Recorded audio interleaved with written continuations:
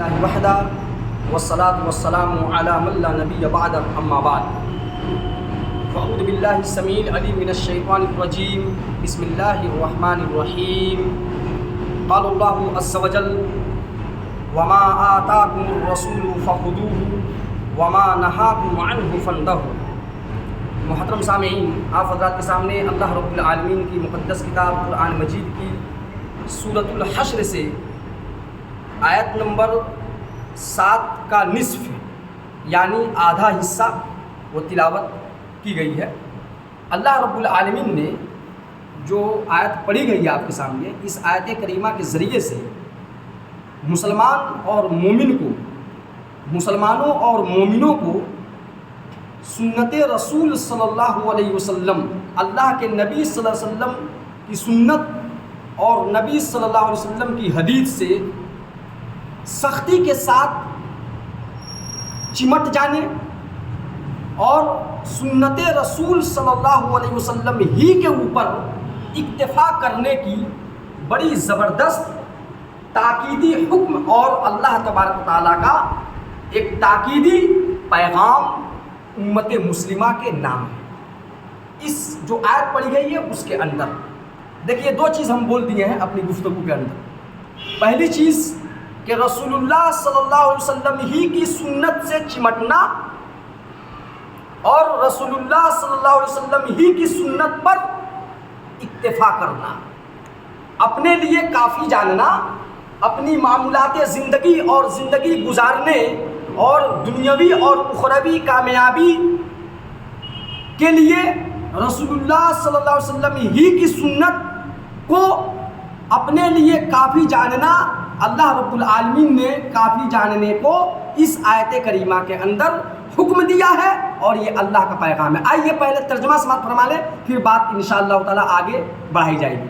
اللہ کا فرمان ہے وما آتاکم الرسول فخذوہ، اے مومنوں، اے مسلمانوں، ہمارا رسول اور ہمارا پیغمبر جناب محمد رسول اللہ صلی اللہ علیہ وسلم جو کچھ تمہیں دے اس کو لے لو، جو کچھ تمہیں دے ہیں اسے لے لو، وما نہاکم عنہ فانتہوا، اور اس کے ساتھ ہی ساتھ ایک بات یاد رکھو کہ جس چیز سے میرا پیغمبر اور میرا رسول صلی اللہ علیہ وسلم تمہیں روکیں اس سے تم بالکل رک جاؤ، وہیں پر اپنے قدم کو جما دو۔ جس چیز کا حکم دیا گیا ہے یا جس چیز کا حکم وہ دیں اس کو کرنے کے بارے میں ایک لمحہ بھی سوچو نہیں، اس کو ضرور کرو، اور جس سے انہوں نے روکا ہے اس سے اپنے آپ کو ضرور روکو۔ یہ ایک آیت جو پڑھی گئی ہے اس کا یہ پیغام ہے اللہ رب العالمین کا مسلمانوں کے لیے اور مومنوں کے لیے۔ اس کے علاوہ صحیح بخاری کی ایک اور روایت یاد آ رہی ہے، اس کو بھی پڑھ دیتے ہیں۔ اللہ کے نبی جناب محمد رسول اللہ صلی اللہ علیہ وسلم فرمان ہے کہ من یقل علیہ ما لم اقل، کہ جس آدمی نے میری طرف ایسی بات کی نسبت کی جسے میں نے نہیں کہی ہے، نبی صلی اللہ علیہ وسلم نے فرمایا، یہ صحیح بخاری کے اندر روایت موجود ہے یہ، کہ جس آدمی نے ایسی بات میری طرف نسبت کی کہ جس بات کو میں نے نہیں کہی ہے، فَلْيَتَبَوَّأَ مَقْعَدَهُ مِنَ النَّارِ، تو چاہیے کہ وہ آدمی اپنا ٹھکانہ جہنم بنا لے۔ اب بتلائیے وہ جو آیت پڑھی گئی ہے اور یہ حدیث، ان دونوں سے ہمیں اور آپ کو کیا پیغام مل رہا ہے؟ ہمارے لیے ان کے اندر کیا پیغام ہے؟ اللہ کی طرف سے بھی اور رسول اللہ صلی اللہ علیہ وسلم کی طرف سے۔ لوگوں، سنت مطہرہ، جو ثابت سنت ہے وہ غیر ثابت نہیں، جس کو سنت کے نام پر ہوا دے کر کے اس کو اڑا دیا گیا ہے، جو واقعی میں جناب محمد رسول اللہ صلی اللہ علیہ وسلم سے صحیح احادیث جو ثابت ہے، جو سنت، ان سے چمٹ جاؤ، چپک جاؤ، اور جن کا ثبوت نہیں ہے وہ بھلے ہی تمہارے دل کو، تمہارے ذہن کو، تمہاری طبیعت کو کتنا اچھی اور بھلی کیوں نہ لگ رہی ہو، ہرگز اور ہرگز ان کے قریب بھی مت پھٹکو اور ان کو ہرگز مت کرو۔ یہ جو مہینہ چل رہا ہے ہم سبھی لوگ جانتے ہیں، شعبان المعظم کی آج 12 تاریخ تقریباً ہو گئی. یہ اسلامک اور قمری مہینوں کے اعتبار سے یہ شعبان نمبر 8 پر آتا ہے، 8ویں نمبر پر یہ شعبان کا مہینہ آتا ہے. یاد رکھیں، شعبان المعظم کے تعلق سے بھی بہت ساری ایسی باتیں سنت کے نام پر ہوا دے دی گئی ہیں سماج اور معاشرے کے اندر، اور کافی دنوں سے ان کو اڑا دیا گیا ہے اس طریقے سے، فضیلت کے نام پر، ثواب کے نام پر، مغفرت کے نام پر، کہ امت کے جو سادہ لو اور سیدھی سادی جو عوام ہے وہ جو ایک دفعہ اس گرفت میں آئی تو بیچارہ اس سے چھٹکارا حاصل کرنے یا چھوڑنے کا اس چیز کو نام نہیں لے رہی ہے. جبکہ آپ کو معلوم ہونی چاہیے جو حدیث پڑھی گئی ہے کہ جس آدمی نے میری طرف ایسی بات کی نسبت کی، تو یہ صرف بات کی بات نہیں ہے، بات کی نسبت کی یا کسی نے ایسا کام کیا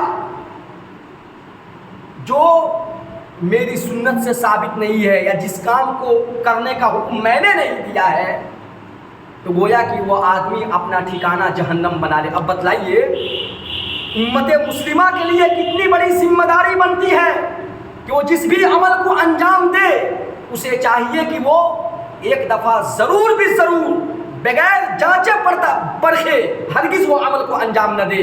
اس لیے کہ کیا فائدہ اس عمل کو انجام بھی دے اور پتہ چلا کہ کل قیامت کے دن آخرت میں ذلت و رسوائی کا سامنا بھی کرنا پڑتا ہے. شعبان المعظم کی 15ویں تاریخ جس کو کہ شب برات کے نام سے امت مسلمہ کے اندر ہوا دے دی گئی ہے، اڑا دی گئی ہے. شب برات، جی شب برات کے نام سے اس رات کو مشہور کیا گیا. اس رات کو خصوصی طور پر لوگ یعنی کہ عبادتوں کا اہتمام کرتے ہیں، راتوں کو قیام کرتے ہیں، محفلیں منعقد کی جاتی ہیں، چراغاں کیا جاتا ہے، لائٹنگ کا خاص اہتمام کیا جاتا ہے، صفائی اور ستھرائی کا اہتمام کیا جاتا ہے. ایک سے ایک میٹھے میٹھے ڈش اور پکوان بنتے ہیں. یہ حلوے ہیں تو یہ پراٹھے ہیں تو یہ مالیدے ہیں تو یہ کھیر ہے تو یہ پلاؤ ہے. یہ سب کیا ہے؟ امت مسلمہ سے ایک دفعہ یہ پوچھنے کی بات ہے. اور کہا جائے تو کہیں گے کہ کیا ہو جائے گا، کوئی حرام چیز آدمی بنا رہا ہے کیا؟ کیا ہم اگر ہم نے بریانی بنا لیا، کیا ہم نے اگر پلاؤ بنا لیا، کیا ہم نے اگر حلوہ بنا لیا تو یہ حرام ہے؟ یہ تو حلال چیز ہے، ہم نے کر لیا تو کیا ہوا؟ اتنی بھی عقل نہیں ہے کہ بھائی آپ جس مناسبت سے آپ کر رہے ہیں، جس مناسبت سے آپ کر رہے ہیں اس مناسبت سے کرنے کی وجہ سے وہ حلال ہونے کے باوجود وہ حرام ہی نہیں ہوا. وہ عمل، وہ حلوہ، وہ کھیر، وہ پوڑی، وہ بریانی آپ کا صرف حرام نہیں ہوا، وہ بدعت ہو گیا. اور بدعت کا انجام اللہ کے نبی صلی اللہ علیہ وسلم فرماتے ہیں، صحیح مسلم کے اندر جابر رضی اللہ تعالیٰ عنہ سے روایت آئی ہوئی ہے، وَكُلُّ بِدْعَةٍ ضَلَالَةٍ وَكُلُّ ضَلَالَةٍ فِي النَّارِ. ہر بدعت گمراہی کا ذریعہ ہے.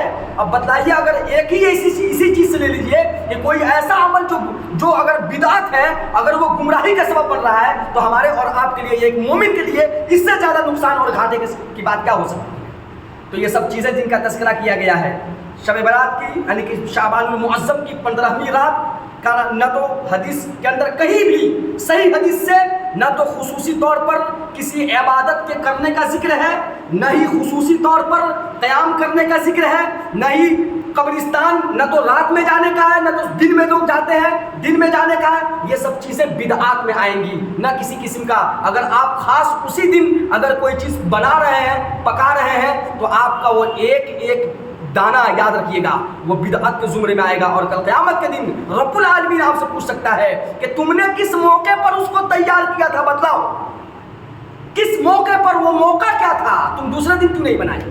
دوسرے دن آپ کو جتنا بنانا ہے بنائیے نا، ہمیں ہی دعوت دیجیے، سب سے پہلے ہم ہی پہنچ جائیں گے. دوسرے دن تو بنائیے گا تو پوچھیے گا نہیں. تو اس وجہ سے یہ چیزیں حرام ہیں، بدعت ہیں، حرام ہیں. اس لیے امت مسلمہ کو چاہیے کہ ان چیزوں کا اہتمام کرے جو چیزیں کرنے کا حکم ہے. اور وہ کیا ہے؟ بس ایک حدیث ہے، اور وہ حدیث آئی ہوئے طبرانی کے اندر بھی آئی ہے، یعنی کہ تبریر میں اس حدیث کو روایت کیا ہے، اور صحیح ابن خزیمہ کے اندر بھی روایت موجود ہے، صحیح ابن حبان کے اندر بھی روایت موجود ہے، اور شعب الایمان للبیہقی کے اندر بھی حدیث موجود ہے. وہ کیا ہے آپ سن لیجئے. وہ حدیث میں جو ہے وہ پیغام میں بل پورے جو مہینے میں ایک تو روزہ رکھنا بس ثابت ہے نبی صلی اللہ علیہ وسلم سے، بس روزہ رکھنا، اور دوسرا جو اہم پیغام ہے 15ویں شعبان کے تعلق سے وہ اس حدیث کے اندر موجود ہے، کیا ہے؟